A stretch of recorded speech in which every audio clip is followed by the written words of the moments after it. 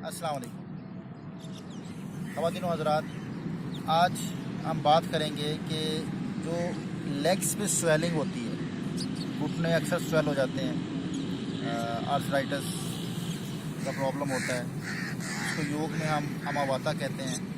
इसके लिए योगा क्या हेल्प कर सकता है?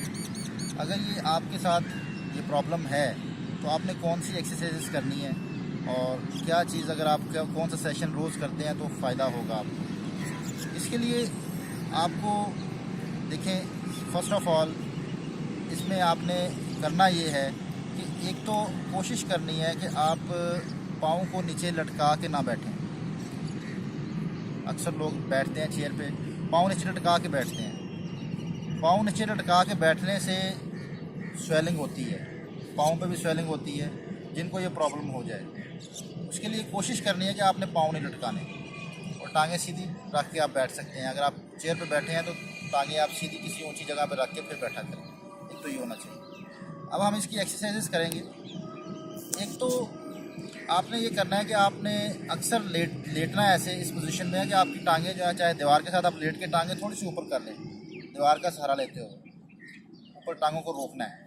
पाँव दोनों आप दीवार पर रखते हुए दोनों टांगें आप सीधी ऐसे 45 डिग्री या 90 डिग्री अगर आप कर सकते हैं तो उसको रोकें।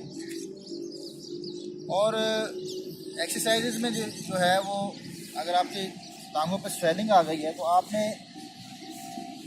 एक लेग को ऐसे फोल्ड कर लें और एक लेग सीधी कर लें। एक तो वो आप पाँव को आगे पीछे करें, पहले थोड़ा सा वार्म अप हो जाए। ये 10-15 दफ़ा 20 दफ़ा करने के बाद फिर आपने करना ये है कि आपके हाथों को ऐसे पाँव तक लेके जाने की कोशिश करनी है। आसान नहीं होगा, काम आसान होगा, लेकिन कोशिश करनी है कि दोनों हाथ पाँव तक लगें। ये 10 से 15 दफ़ा करना है और रुकना है यहाँ पे। ऐसे 10 से 15 दफ़ा आपने इसको रोकना है यहाँ पे 10-15 सेकंड के लिए।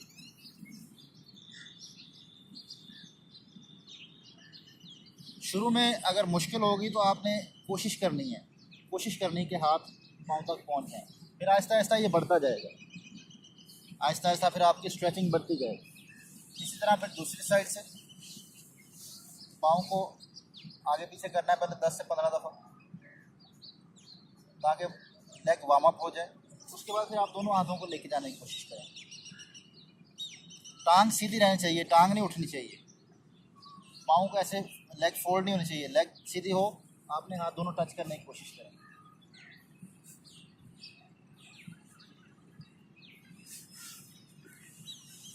फिर दोनों लेग्स सीधी कर लें इकट्ठी और फिर दोनों को पकड़ने की कोशिश करें जितना इजीली हो सके।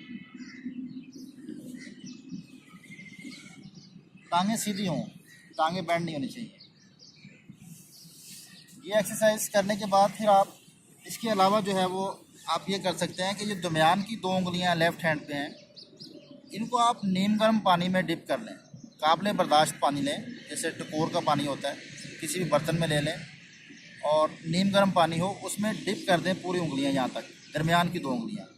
और इनको आपने 15 मिनट तक हीट देनी है। अगर पानी ठंडा हो जाए तो उसको चेंज कर लें, दोबारा चेंज कर लें। 15 मिनट तक इसको हीट मिलनी चाहिए, दिन में 3 दफ़ा, 2 से 3 दफ़ा या 4 दफ़ा, जितना भी आप कर सकें। पानी के अंदर ही रखनी 2 उंगलियाँ। इससे आपको जो टांगों में दर्द है वो भी ख़त्म हो जाएगा और इसके अलावा जो स्वेलिंग है वो भी कम हो जाएगी इंशाल्लाह। और इस पॉइंट को, टांगों को हल्का करने के लिए, स्वेलिंग ख़त्म करने के लिए ऐसे फुल स्ट्रेच करें, एक उंगली को ट्विस्ट करें, राइट लेफ़्ट, फिर दूसरी को पकड़ें, फुल खींचें, राइट लेफ़्ट। ये अपने हाथ से करेंगे, ऐसे पकड़ के खींचेंगे और राइट लेफ़्ट 4-5 दफ़ा इस तरह। फिर इसको ये आपने रिपीट करना है 5 टाइम ईच। और इसमें आपने दिन में ये भी 3 से 4 दफ़ा करना है। ये थोड़ी सी एक्सरसाइजेस और ये आपको जो टकोर बताया, इसमें आपने पानी में डालना है और इसको ये थोड़ा सा मसाज कर लें, ये ऐसे खींचते हुए, घुमाते हुए।